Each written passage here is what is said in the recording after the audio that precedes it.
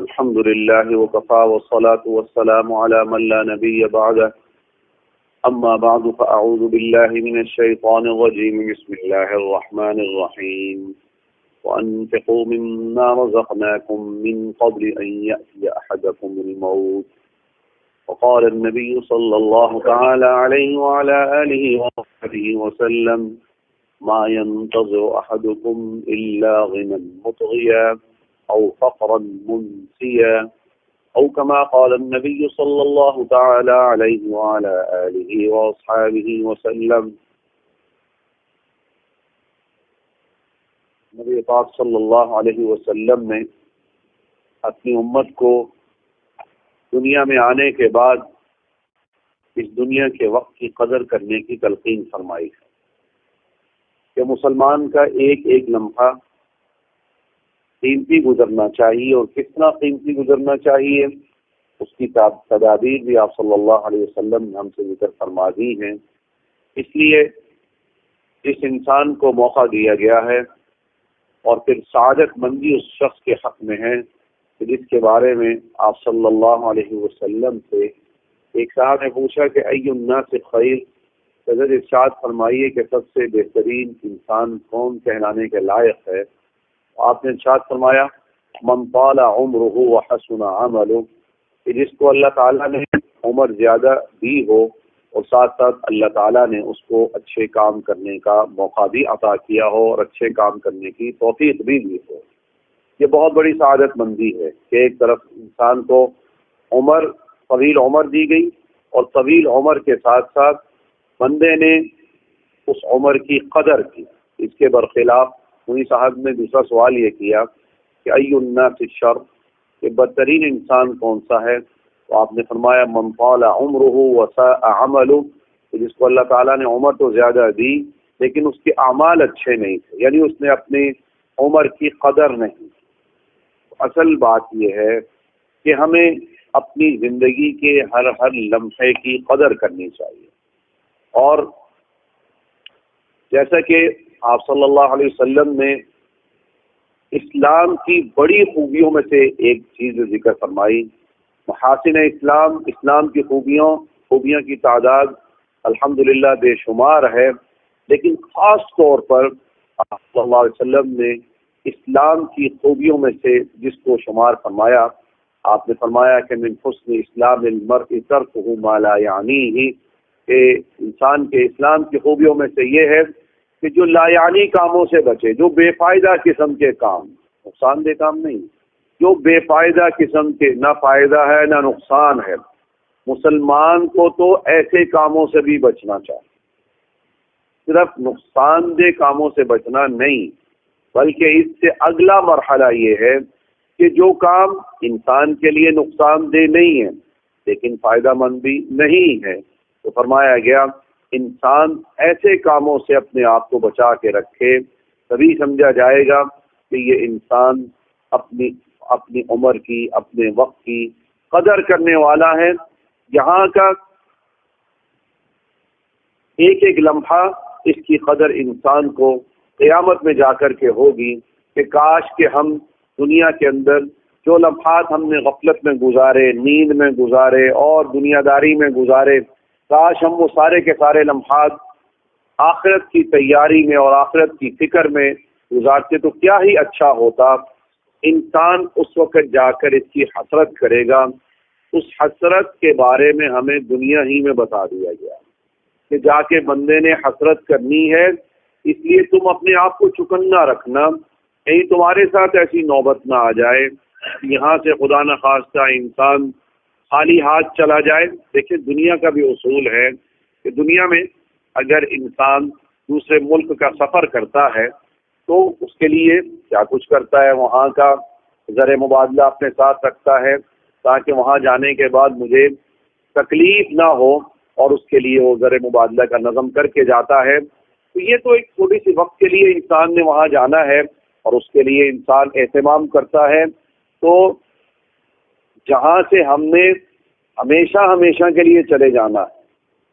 اور اصل وطن کی طرف جانا ہے۔ حضرت تھانوی رحمۃ اللہ علیہ نے ایک رسالہ لکھا ہے شوق وطن، اس میں احادیث کی روشنی میں یہی ثابت کیا گیا ہے کہ مسلمان کا اصل وطن جنت ہے، کیونکہ ہمارے جد امجد سیدنا حضرت آدم علیہ نبینا علیہ الصلوۃ والسلام جنت سے تشریف لائے۔ اس لیے ہر بندہ مسلم اور ہر بندہ مومن کو اپنے اصلی گھر یعنی جنت کا انسان کو ہمیشہ فکر رہنا چاہیے کہ میں نے اس کو کس طرح سنوارنا ہے اور اس کی طرف پلٹ کے کیسے جانا ہے۔ اسی وجہ سے آپ صلی اللہ علیہ وسلم نے فرمایا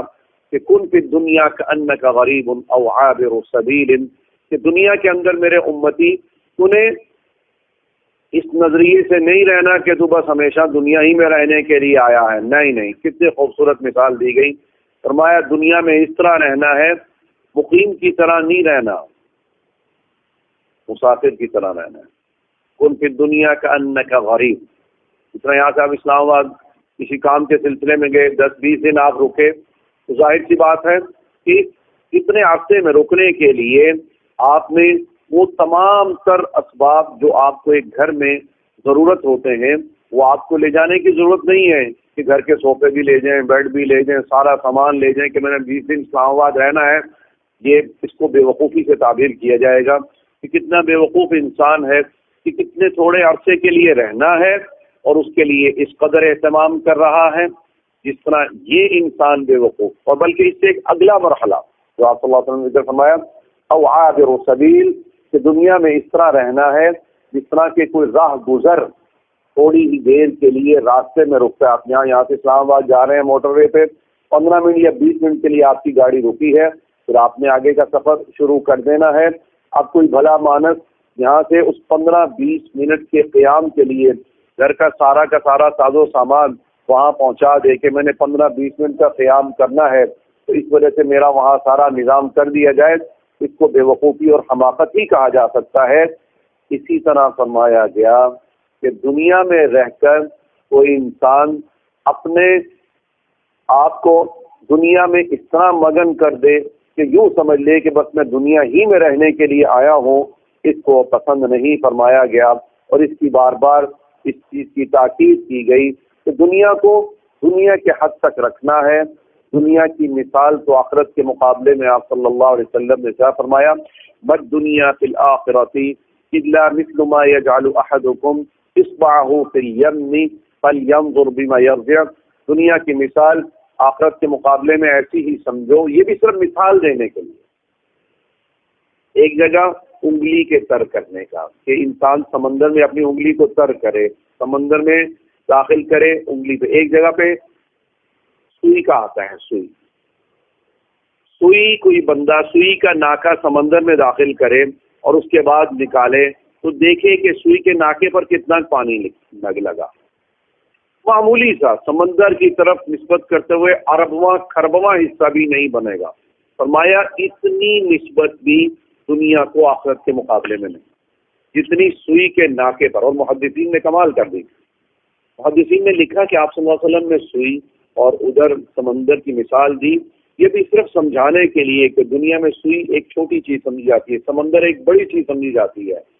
دنیا میں اس سے چھوٹی اور اس سے بڑی چیز ہمیں نظر نہیں آتی اس زمین کے خطے میں، اس لیے آپ صلی اللہ علیہ وسلم نے سوئی کی اور سمندر کی مثال دی،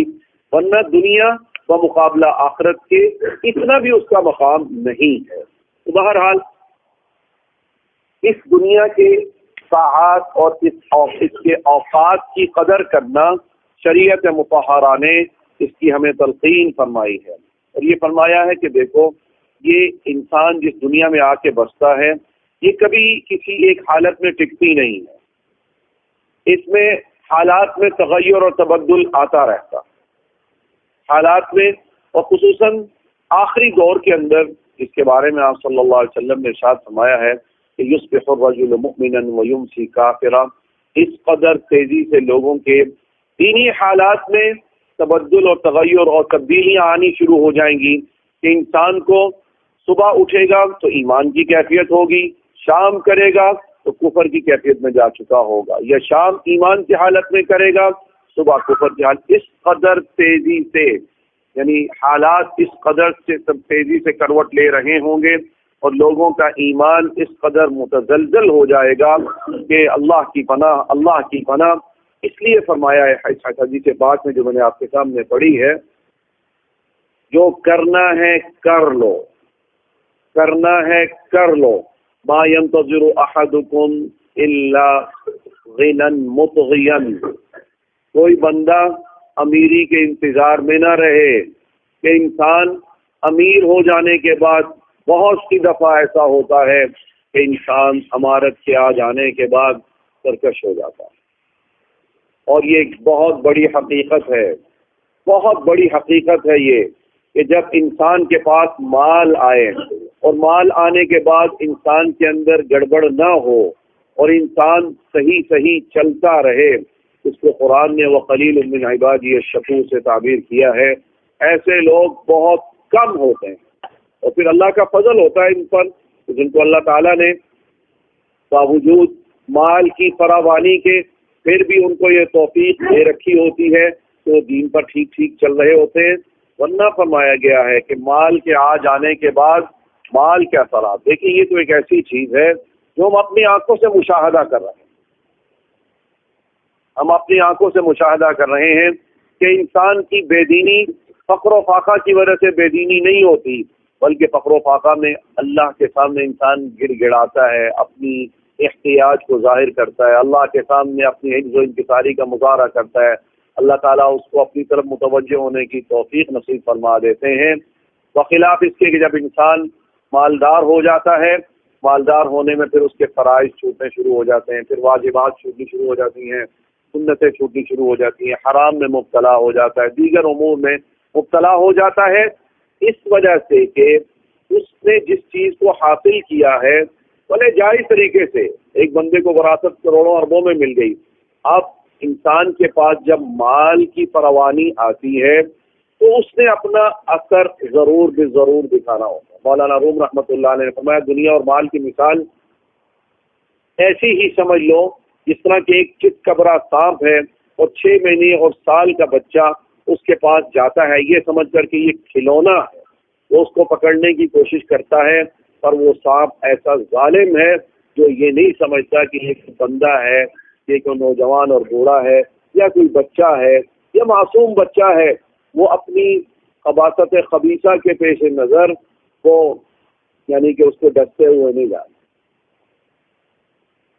روایت درمیان میں یاد آئے گی، کل پرسوں میں سبق پڑھا رہا تھا ابو داؤد کا، اس میں سانپ کے بارے میں بات آئی، آپ صلی اللہ علیہ وسلم نے فرمایا کہ ما سالمناہ منذ حاربناہ، کیا خوبصورت جملہ ہے۔ فرمایا کہ جب کسی کے سامنے سانپ یہ اس طرح کی مولی چیز، خصوصاً سانپ کے بارے میں آیا، ایک بندہ زمانہ جاہلیت میں ہوتا تھا کہ لو جی لو سانپ کو نہ مارو، پتہ نہیں اس کی نسلیں ہماری نسلوں سے بدلہ لیں گی، یہ کریں گی وہ کریں گی، اس لیے اس کو نہ مارو، اس ڈر کی وجہ سے ما سالمناہ منذ حاربناہ، حضرت صلی اللہ علیہ وسلم فرمایا جب سے ہماری ان سے جنگ ہے ہماری ان سے صلح نہیں ہے۔ کہ کوئی بندہ موذی چیز کو یہ سمجھے کہ یہ تمہیں تکلیف نہیں پہنچائے گی، یہ اپنے آپ کو قفل تسلی دینے والی بات، اپنے آپ کو ما سالمناہ منذ حاربناہ، ہماری دوستی نہیں ہے جب سے ہماری ان کے ساتھ لڑائی ہے، یہ تعبیر تو فرمایا۔ اور روح فرماتے ہیں کہ دیکھو یہی سانپ ہے، اس نے یہ نہیں دیکھنا کہ مجھے چھونے والا کوئی معصوم بچہ ہے، اس نے ضرور آ کے اس کو ڈنگنا۔ اسی طرح یہ دنیا اور مال جب کسی انسان کے پاس اگر تو ناجائز طریقے سے آیا پھر تو تباہی ہے، اگر جائز طریقے سے بھی آیا تو پھر بھی انسان کے لیے خطرات ہیں، اس لیے فرما دیا گیا کہ ما ينتظر احدکم الا غنا مطغیا، کہ تم میں سے نہیں کوئی بندہ انتظار کر رہا مگر ایسی امارت کی کہ جس کے بعد انسان کے اندر سرکشی پیدا ہو جاتی ہے۔ دوسری چیز کیا ارشاد فرمائی، او فقرا منسیا، یا کیا تم اس انتظار میں بیٹھے ہو کہ دیکھو ابھی تم یعنی کہ اعمال کی طرف متوجہ نہیں ہو رہے،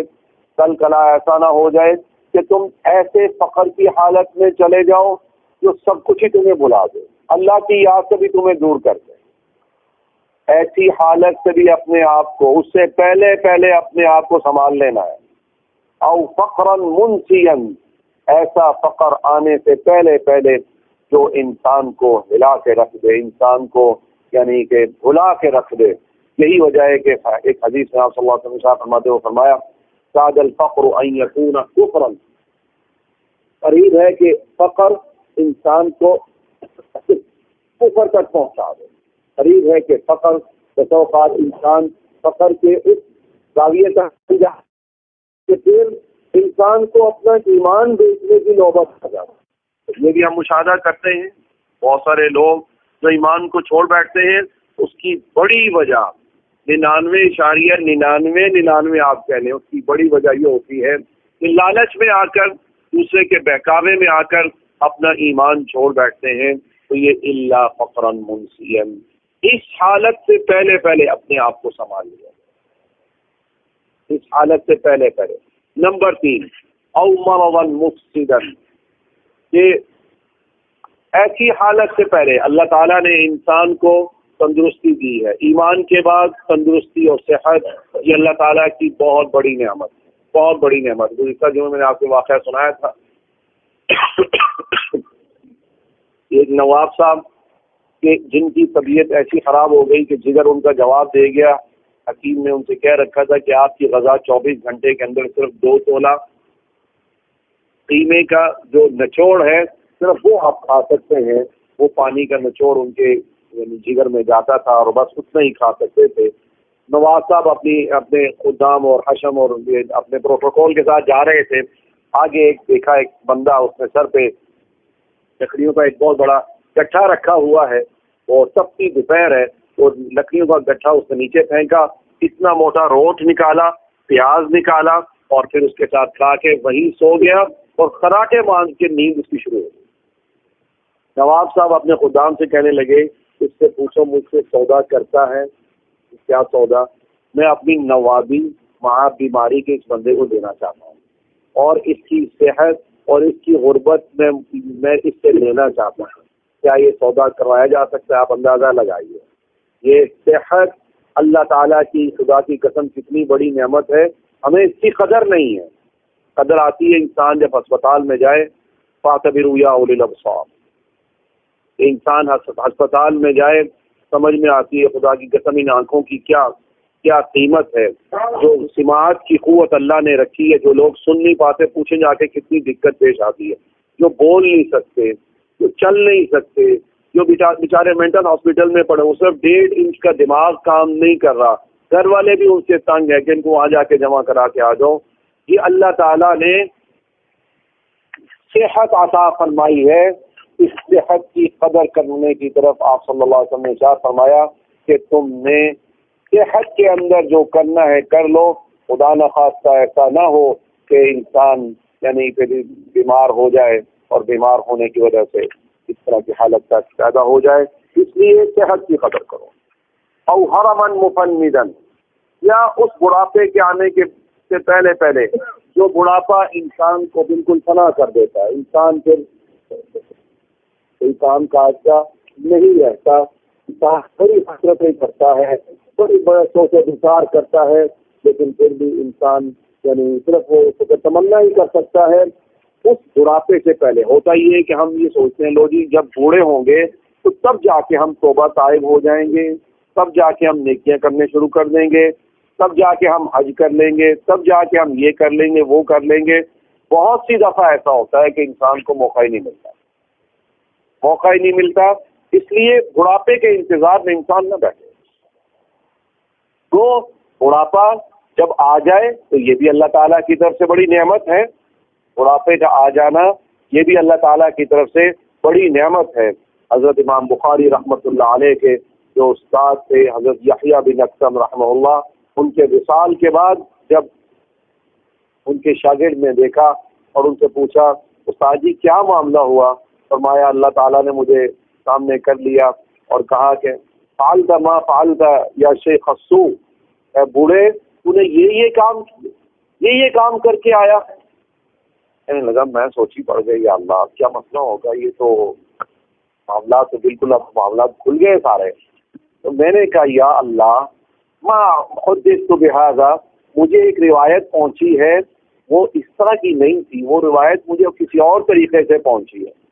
کیا روایت پہنچی ہے جی؟ اللہ جی مجھے عبد الرزاق نے، ان کو عروہ نے، زہری نے، ان کو عروہ نے، ان کو ان کی خالہ حضرت عائشہ صدیقہ رضی اللہ عنہ، ان کو آپ صلی اللہ علیہ وسلم نے، ان کو جبرائیل امین نے، ان کو آپ نے یہ ارشاد فرما رکھا ہے کہ کوئی انسان اسلام کے اندر بوڑھا نہیں ہوتا اور اس کے بال سفید نہیں ہوتے مگر یہ کہ اللہ تعالیٰ کو اس کو عذاب میں مبتلا کرتے ہوئے حیات. یا اللہ آپ کے سامنے ہوں، میں بوڑھا ہوں، میرے بال سفید ہیں. اللہ تعالیٰ نے فرمایا ہے کہ عروہ نے بھی سچ کہا، اس کے بعد زہر نے بھی سچ کہا، عروہ نے بھی سچ کہا، عبد الرزاق نے بھی سچ کہا، عائشہ نے بھی سچ کہا، صلی اللہ علیہ وسلم نے بھی سچ کہا، جبرائیل نے بھی سچ کہا، اور میں سب سچوں کا بڑا سچا ہوں. میں نے تیری اس وجہ سے بخشش کر دی ہے کہ تیرے چہرے پر بڑھاپے کے بال نمایاں ہوں. یہ بڑھاپے کا آ جانا یہ پھر ایک بہت بڑی نعمت بھی ہے. لیکن ایک جگہ میں نے پڑھا کہ آپ صلی اللہ علیہ وسلم کے آنکھ مبارک سے آنسو نکل رہے ہیں تو حضرت عمر رضی اللہ تعالیٰ عنہ تشریف لائے. فرمایا رسول اللہ کیوں آپ اس طرح اس حالت میں؟ فرمایا جبرائیل امین علیہ السلام آئے تھے، ان سے گفتگو ہو رہی تھی. تو پھر میں نے یہ کہا کہ اللہ تعالیٰ کو تو بوڑھے پر حیا آتی ہے، لیکن بوڑھے کو پھر بھی گناہ چھوڑتے ہوئے حیا نہیں آ رہی، گناہ کرتے ہوئے حیا نہیں آ رہی اور گناہ چھوڑ نہیں رہا. میں اس وجہ سے رو رہا ہوں کہ جب اللہ تعالیٰ نے بڑھاپا زندگی میں دکھا دیا ہے، اب تو بالکل قبر سامنے آ چکی ہے. اس لیے جتنا زیادہ احتیاط ہو سکے اتنی کرنا چاہیے. 5ویں چیز حدیث پاک میں آپ صلی اللہ علیہ وسلم نے ارشاد فرمائی او موتا مجہزا، کیا تم اس انتظار میں بیٹھے ہو کہ اچانک موت تم پر آ جائے، پھر اس وقت تم نیکیوں کا اس سے پہلے نیکیوں کی تمنا کرنی شروع کر دو کہ ہائے مجھے تھوڑا سا موقع دے دیا جائے اور پھر میں یعنی وہ نیکیاں کر کے جاؤں؟ نہیں، ایسا نہیں ہونا چاہیے. موت ایک ایسی حقیقت ہے کہ جس حقیقت کے بارے میں کہا جاتا ہے کہ ملے خاک میں اہل شاہ کیسے کیسے، مکی ہو گئے لا مکاں کیسے کیسے، ہوئے نامور بے نشاں کیسے کیسے، زمیں کھا گئی آسماں کیسے کیسے. اجل نے نہ کسرا ہی چھوڑا نہ دارا، اسی سے سکندر صفاتے بہارا، ہر ایک لے کے کیا کیا نہ حسرت سدھارا، پڑا رہ گیا بس یوں ہی کھا کے سارا. جگہ جی لگانے کی دنیا نہیں ہے، یہ عبرت کی جا ہے تماشا نہیں ہے. یہی تجھ کو دھن ہے رہوں سب سے بالا، وہ زینت نرالی وہ فیشن نرالا. جیا کرتا ہے کیا یوں ہی مرنے والا، تجھے حسن ظاہر نے دھوکے میں ڈالا. جگہ جی لگانے کی دنیا نہیں ہے، یہ عبرت کی جا ہے تماشا نہیں ہے. موت ایک ایسی حقیقت ہے جس کا انکار نہیں کیا جا سکتا، جس سے کوئی مفر نہیں ہے، کوئی اس سے بھاگنا نہیں ہے، اس سے آ کر کے ہی رہنا ہے. اس لیے فرمایا گیا کہ موت سے پہلے ایک حدیث میں آپ صلی اللہ علیہ وسلم فرمایا وَحَيَاتَكَ قَبْلَ مَوْتِكَ، تو اللہ تعالیٰ نے جو تمہیں حیات دی ہے، زندگی دی ہے، اس کو موت سے پہلے غنیمت سمجھنا کہ زندگی بہت بڑی نعمت ہے کہ اس کے ذریعے سے ہم بہت بڑی کامیابی حاصل کر سکتے ہیں. اور خدا نخواستہ اگر ہم نے اس میں لاابالی پن کا مظاہرہ کیا اور ہم نے توجہ سے کام نہ لیا تو یہی زندگی ایسی ہے جو ہمارے لیے فساد اور تباہی کا ذریعہ بن سکتی ہے، ہماری آخرت کی بربادی کا ذریعہ بن سکتی ہے، جس کو آپ صلی اللہ علیہ وسلم نے ایک حدیث میں ایسے پورے لفظوں میں ارشاد فرمایا کہ ان من شر الناس منزلۃ عند اللہ تعالی یوم القیامہ من افسد آخرتہ بدنیاہ، کہ اللہ کے ہاں قیامت میں بدترین لوگوں کی جو فہرست تیار کی جائے گی ان میں ایک یہ بندہ بھی ہوگا کہ جو اپنی آخرت کو اپنی دنیا کے پیچھے برباد کرنے والا ہے. ہونا تو یہ چاہیے تھا کہ دنیا کو آخرت سے قربان کر دیتا، لیکن اس ظالم نے آخرت کو دنیا پہ قربان کیا ہے. حضرت ثانوی رحمۃ اللہ علیہ کے شیخ حاجی امداد اللہ صاحب مہاجر مکی رحمۃ اللہ علیہ فرمایا کرتے تھے اگر کوئی چاہتا ہے کہ دنیا اس کے قدموں میں آ جائے تو اس کو چاہیے کہ وہ آخرت کی فکر کرنا شروع کرے۔ جو بندہ آخرت کی فکر شروع کر دے گا، خدا کی قسم دنیا اس کے قدموں میں آئے گی۔ یہ حدیث کے الفاظ ہیں کہ جو بندہ آخرت کی فکر کرے گا تو دنیا اس کے قدموں میں آئے گی، اور جو آخرت کی فکر کرنے کے بجائے دنیا کی فکر کرے گا۔ ہمارے زیادہ استاد گزرے ہیں کراچی کے اندر، بنوری ٹاؤن انہوں نے مدرسہ بنایا، مولانا یوسف بن نوری رحمہ اللہ کا مجھے واقعہ درمیان میں یاد آ گیا۔ یہ 50 سال غالباً پہلے کا واقعہ ہے، اور الحمدللہ اتنے بڑے محقق جو اسمبلی میں جو قانون پاس ہوا، وہ اس میں جتنا مواد اس دور میں یعنی رد امتناع قادیانیت آرڈیننس جو جاری ہوا یا اس سے پہلے اسمبلی میں جو بل پاس ہوا تھا، اس میں مولانا یوسف بنوری رحمۃ اللہ علیہ نے یعنی کہ دلائل کی روشنی میں یہ سارا کا سارا مسودہ تیار کر کے حضرات اندر پیش کیا تھا۔ اس وقت وہ اسمبلی کے ممبر نہیں تھے، جو حضرات اسمبلی کے ممبر تھے، تو یہ میں ان کا واقعہ سنا رہا ہوں۔ یہ ایک دفعہ بیٹھے ہوئے اپنے مدرسے میں تو ایک صاحب آئے، آج سے 50 سال پہلے 40 لاکھ روپے کا چیک لے کر کے آئے کہ حضرت یہ آپ نے اپنے مدرسے میں آپ نے اس کو خرچ کرنا ہے۔ یہ 40 لاکھ آج سے 50 سال پہلے بلا مبالغہ اگر کہا جائے تو 40 کروڑ کے برابر ہوگا۔ کہنے لگے حضرت صاحب ان سیٹ سے کہنے لگے کہ جناب مسئلہ یہ ہے کہ ہمیں مدرسے میں الحمدللہ ضرورت نہیں، ہمارا رمضان میں بجٹ پورا ہو گیا، یہ آپ کسی اور مدرسے میں دے دیں۔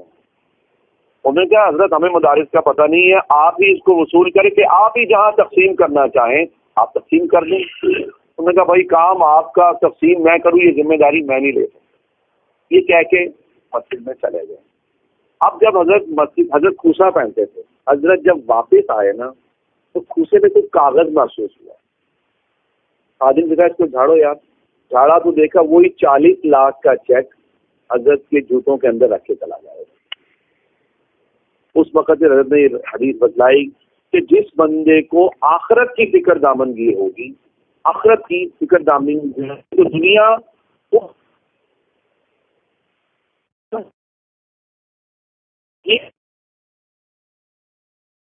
نقد نہیں لیے، ہاتھوں میں نہیں لیے، میرے فرمایا اس کے قدم میں آ جائے تو کہ وہ دنیا کے آ جائے، یہ تو دنیا اس کے قدم میں۔ بھائی صاحب نے اس کی خوبصورت مثال دی، کسی پرندے کو پکڑنا چاہتا ہے اور یہ چاہتا ہے کہ اس کا سایہ میرے قابو میں آ جائے، اس کا سایہ میرے قابو میں آ جائے یا وہ پرندہ میرے قابو میں آ جائے، تو اس کے سائے کے پیچھے بھاگتا رہے تو نہ وہ سائے کو قابو کر سکے گا نہ کبھی پرندے کو قابو کر سکے گا۔ اگر یہ چاہتا ہے کہ پرندے کا سایہ میں پکڑ لوں تو اس کا حل یہی ہے کہ وہ پرندے کو پکڑے، چیل کو پکڑ لے گا، اس کا سایہ اس کے قدموں میں خود بخود آ جائے۔ اسی طرح جب انسان آخرت کو پکڑ لے گا تو اس کا سایہ یعنی دنیا یہ اس کے قدموں میں خود بخود آ جائے گی۔ اس لیے فرمایا جا رہا ہے کہ موت سے پہلے پہلے اس آخرت کی فکر کرنی ہے۔ اور چھٹی جو چیز فرمائی گئی ابھی دجال والدجال شر غائب ينتظر، چھٹی علامت یہ ہے کہ یا پھر تم انتظار میں بیٹھے ہو دجال کے ظاہر ہونے کا، وہ ایک ایسی شر ہے کہ جس کا اب انتظار کیا جا رہا ہے،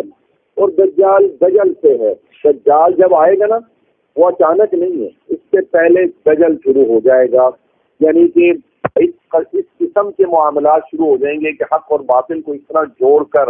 باطل کو اس طرح خوبصورت دکھایا جائے گا کہ لوگ اس کو حق سمجھیں گے اور حق کو چھپا دیا جائے گا، یہ اس کا کام ہوگا۔ اور اس سے پہلے اس کی طرف سے یہ تانے بانے بچھائے جائیں گے۔ اور آج اس دور کے اندر، اس میڈیا کے دور کے اندر، اس موبائل کے دور کے اندر دجالی جو صفات ہیں اس وقت آپ کو کامل اور مکمل طریقے سے آپ غور کریں تو آپ کو نظر آئیں گی۔ جو دجال کے کام ہوں گے اس وقت وہ کام تقریباً مکمل ہوئے جا رہے ہیں کہ جس طرح اس نے کرنا ہے اس کے آنے سے پہلے پہلے جو دجل اور فریب دنیا میں کیا جانا ہے وہ آنے سے پہلے پہلے ہو رہا ہے اور ہو چکا ہے۔ اس لیے فرمایا گیا کہ اس وقت کے آنے سے پہلے پہلے اپنے آپ کو چکنا کر لو۔ اور آخری جو علامت اس میں ذکر فرمائی، اب الساعۃ والساعۃ ادھیٰ وامر، یا پھر تم انتظار میں ہو کہ یکایک تم پر قیامت ٹوٹ پڑے، وہ تو انتہائی ایک یعنی کہ کڑوی گھڑی ہوگی، اس کے آنے سے پہلے